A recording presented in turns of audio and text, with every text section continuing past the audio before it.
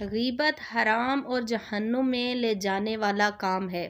اور جو شخص چاہتا ہے کہ اس کی غیبت کی عادت ختم ہو جائے تو اسے چاہیے کہ جب بھی کسی مجلس میں یعنی لوگوں میں بیٹھے تو یوں کہے، بسم اللہ الرحمن الرحیم وصلی اللہ علی محمد، تو اللہ عز و جل اس شخص پر ایک فرشتہ مقرر فرما دے گا جو اسے غیبت کرنے سے باز رکھے گا، اور جب مجلس سے اٹھے تو یوں کہے، بسم اللہ الرحمن الرحیم وصلی اللہ علی محمد،